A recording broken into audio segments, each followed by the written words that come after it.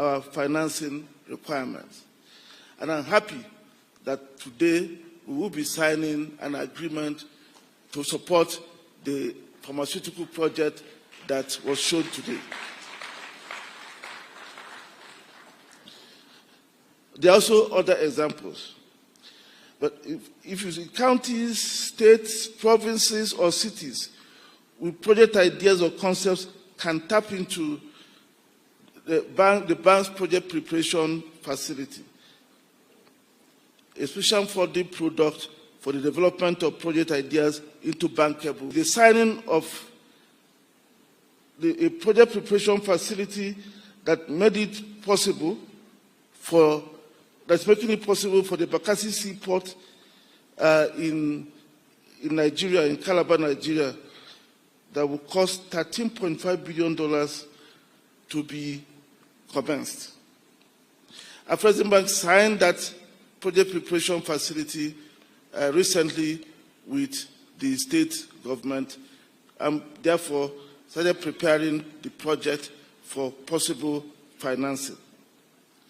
We had also, through the intervention of the project preparation facility, supported the KwaZulu-Natal government by preparing a project that is supporting titanium, a project called the Nyanza Light Metals Project in that province.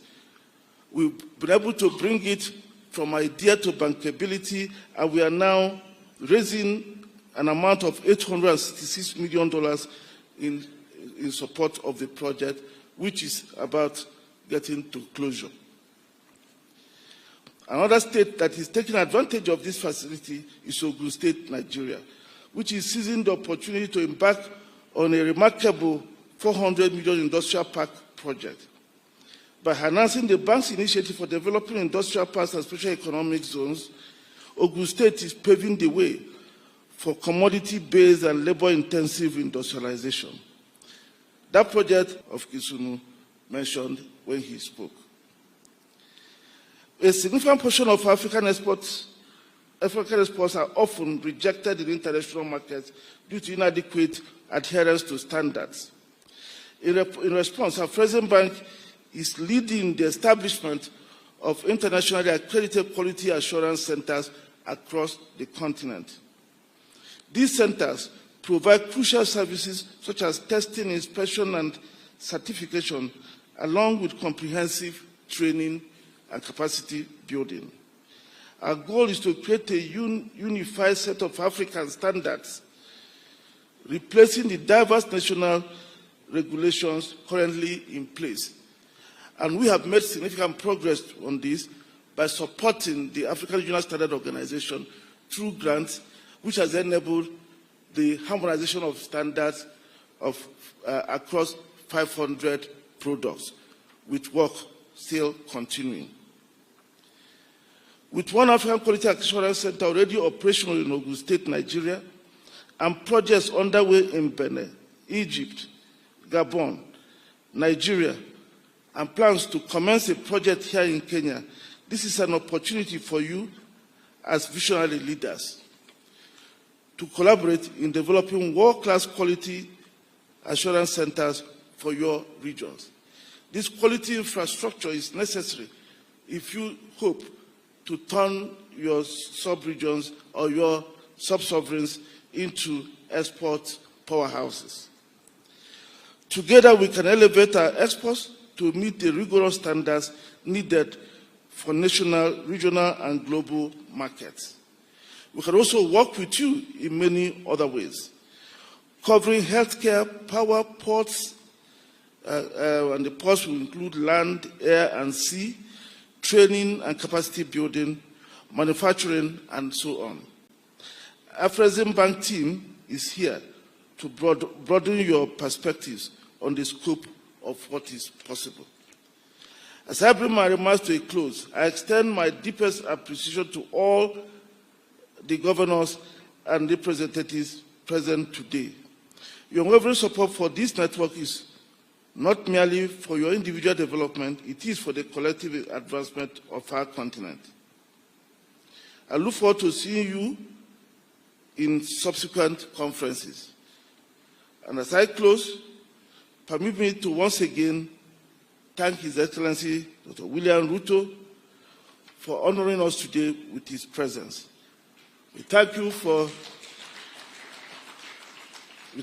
your partnership with the Afreximbank, the many projects we are now planning to launch, covering industrial parks, quality assurance centers, and the big textile project that we have agreed to implement across Africa with the Swiss authorities, for which they are making available $5 billion.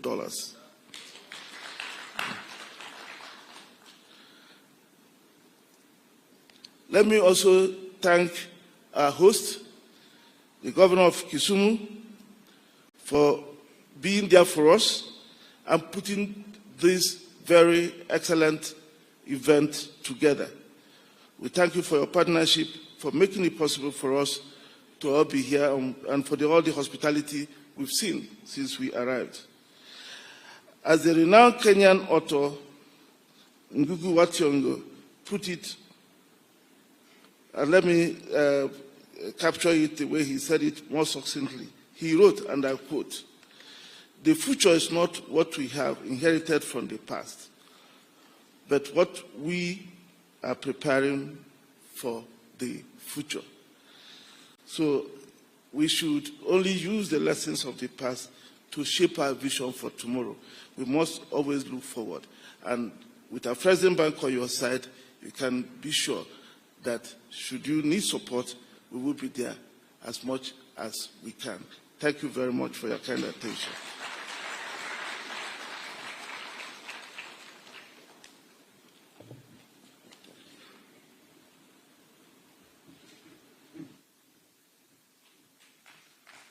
Another round of applause for him, please. Thank you. Thank you very much, Your Excellency, Professor Benedict. Your Excellency, sir, at this point, allow me to now call on Honorable John Badi, Cabinet Secretary, National Treasury and Economic Planning, to make his remarks and, in turn, invite His Excellency, the President. Why don't we welcome him with a clap? Tumpigie makofi tafadhali. Welcome, sir.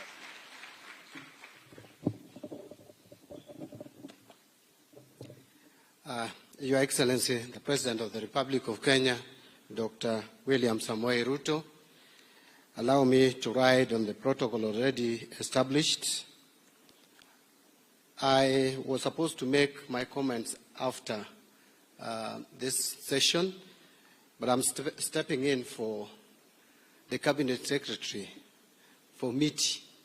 MITI is actually Ministry of Investment, Trade and Industry, Honorable Salim Vuria, who is out of the country. So, Your Excellency, allow me to commence these brief remarks by once more joining all who have spoken to commend the government of Kisumu County and Afreximbank for co-hosting the 4th series of Africa Sub-Sovereign Network Conference.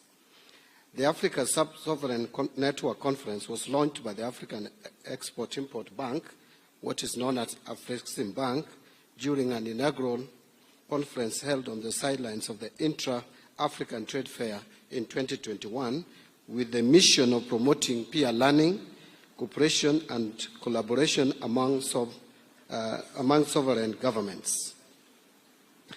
The invaluable impact of peer learning is well recognized. Varied stakeholders bring with them a wealth of knowledge, skills and resources that can be customized for the good of communities. Development often represents, in among others, the realization or revitalization of areas and of infrastructure. If government officials collaborate with the local business owners and community organizations to pool resources to find initiatives like infrastructure improvement of an area, beautification or greening projects, then each can contribute their specific and unique expertise, be it design, policy making, or other expertise to ensure success of projects. It is an excellent opportunity that this conference is co-hosted by Afreximbank. This is because in the more recent past, Afreximbank has shown its commitment to Kenya's development agenda through the 3-year country program aimed at boosting our economic recovery. The 3-year country program seeks to leverage on $3 billion facility to support trade and investments in Kenya's public and private sectors through loans, guarantees, facilities, trade services, investment banking, and advisory services. Also of note and worth emphasizing is the fact that Afreximbank is further actively involved in deepening and expansion of the banking industry in Kenya by expanding its lines of credit and other product offerings to Kenyan banks to equip them with the muscle to support the local economy. Your Excellency, when we talk economy and development, there is really no urgency in reinventing the wheel when it comes to Africa's development agenda. Agenda 2063 encapsulates not only Africa's aspiration for the future, but also identifies key flagship programs which can boost Africa's economic growth and development and lead to the rapid transformation of the continent. The networking and learning opportunities presented through this conference series poses potential to bring forward practical and unique policy concepts that cannot be underplayed, and it is my anticipation that this opportunity will see the emergence of viable economic initiatives that will see the Kenyan economy grow in line with the bottom-up economic agenda principle, through which the government intends to continue to collaborate with the stakeholders, including the private sector, to realize projected growth. The need for innovative approaches outside the traditionally accepted lines to promote development finds a comfortable home in the choice of theme by Afreximbank and County Government of Kisumu for this year's 4th edition of the Africa Sub-Sovereign Network Conference, which is leveraging the African Continental Free Trade Area for sustainable trade and investment, a development pathway for Africa sub-sovereign.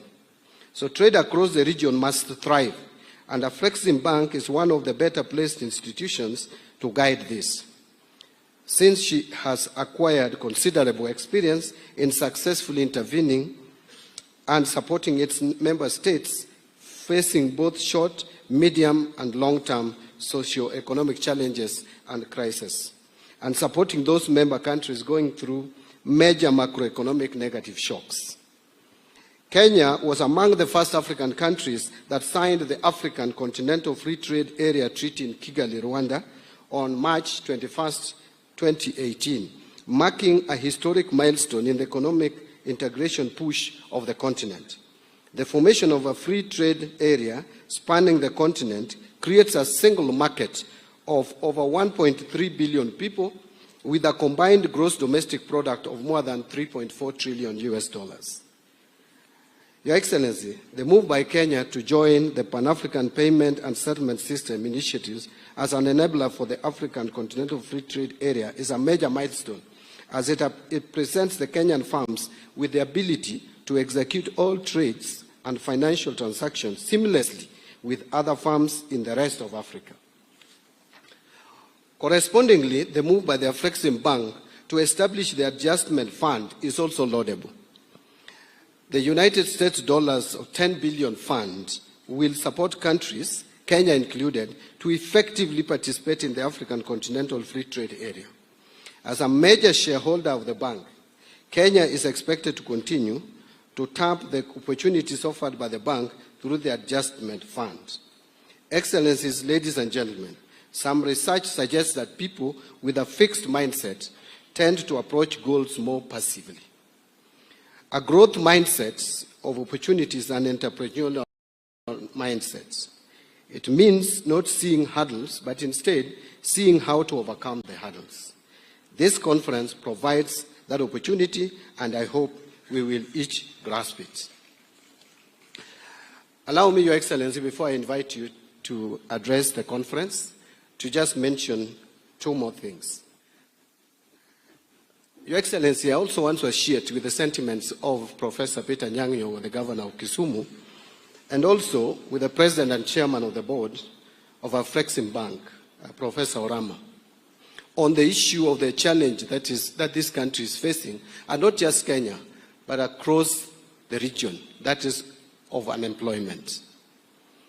This is urgent and must be addressed.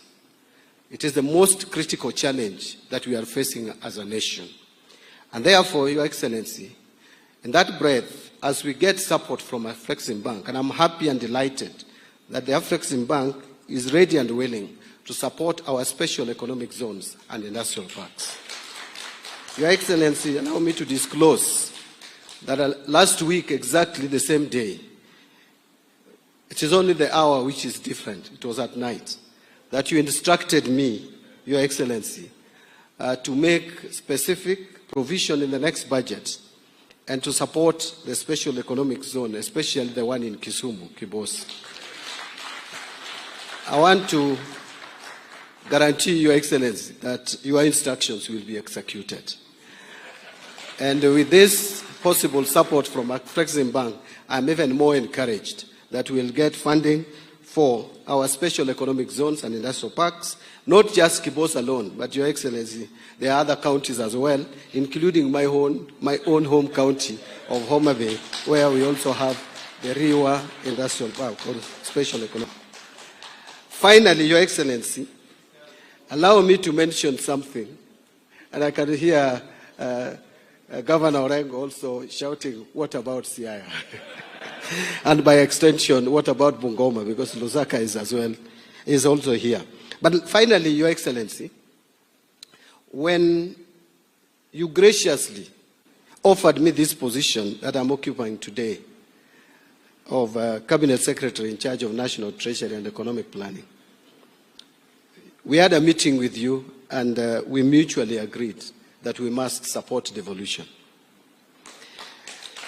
And both of us are actually students of devolution. Remember, we have pushed devolution together even when we were together with you in ODM. Today we are again together in broad-based government.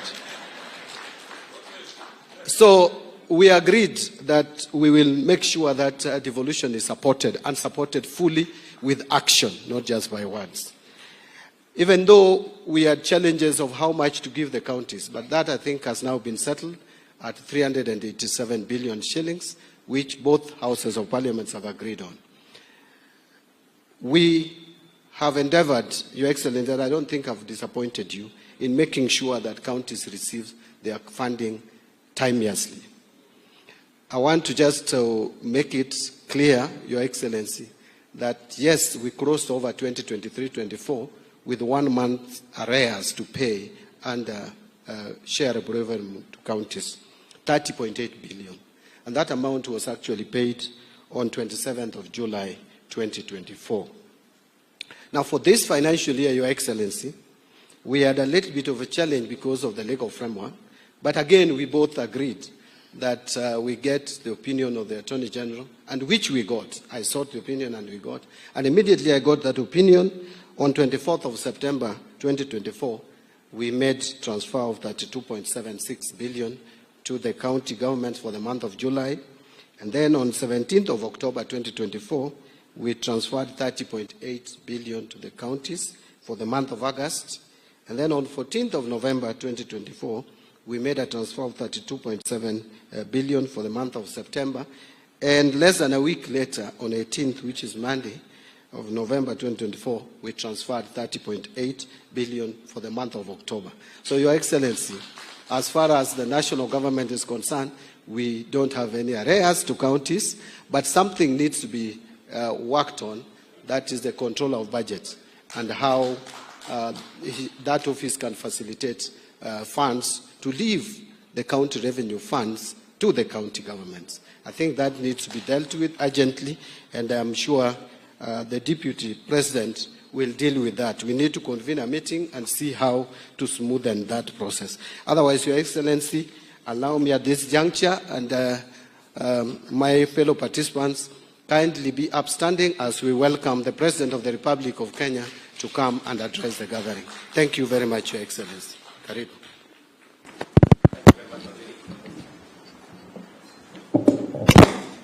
Thank you very much. Your Excellencies, ladies and gentlemen, good morning. Thank you very much. You can take the continent, including subnational entities like Afri-cities and devolved governments like that of Kisumu. Afri-Exim has consistently demonstrated innovative approaches in advancing credit among sub-Saharan nations. And Kenya is an example. The first decision I made was to invest another 40 million in growing and use creative means of supporting our economy, our continent. I also want to confirm, as the CS for Treasury has said, we have a framework agreement with Afri-Exim Bank of $3 billion, and they have supported many aspects in our economy. They have supported many other aspects, and today we are going to be signing off some of the agreements that we have made in various other areas, including our infrastructure support program on roads, which we are in consultation. We are also going to sign off on matters to do with cotton value chain, and I like what Professor Anyang' Nyong'o said here, that among the three most important crops that this county and the counties in this region are involved in is cotton. You've just heard from Professor Orama that there is a facility that will support the cotton value chain, because the cotton value chain has three important aspects. Number one, it has the production sector that supports many farmers. And we have already worked with Arise, which is a company associated with Afri-Exim, on seed multiplication and support for farmers in the area of seed production, multiplication, and access to farmers. Secondly, we are also working with Afri-Exim on the next value chain, the next step, and that is the ginning, the manufacturing, and short limbs that we have in consultation, because this spirit of innovation aligns seamlessly with the aspirations of the Africa Continental Free Trade Area, creating a dynamic network of ambitious, future-ready institutions and governments. Such collaboration will drive transformative engagements at the grassroots level, enabling Africa to achieve an unparalleled position in the global value chains and make substantial contribution to their bottom-up transformation. By promoting peer-to-peer learning, these forums and devolution are tremendous innovations that Kenyans are very proud of, as it has brought services closer to the people, empowered grassroots participation in governance, and safeguarded minority rights and enhanced equity in resource mobilization and allocation. And I want to agree with the CS Treasury that we have made as a government a conscious decision that we will go out of our way to support devolution and to make sure that there is timeless release of resources to the counties. Although there has not been any framework, we decided that we will get an advisory from the Attorney General to allow us to support counties, even as the other formalities and constitutional imperatives are being met, unless they conclude both DORA and CARA. And I think I have it on the authority of both leaders of majority and both speakers that we want to conclude that exercise so that we allow the counties to execute their mandate without unnecessary roadblocks. Afri-Exim as a Pan-African multilateral institution was envisioned by African leaders as a bold and innovative mechanism to address Africa's unique financing needs. Its initiatives, such as the Pandemic Trade Impact Mitigation Facility and the Fund for Export Development in Africa, exemplify its commitment to mitigating economic shocks, fostering sustainable industrialization, and radically enhancing intra-African trade. These initiatives underscore Afri-Exim's pivotal role in driving the continent's economic transformation and achieving a sustainable and inclusive growth trajectory. Again, to underscore the Pan-African payment and settlement system that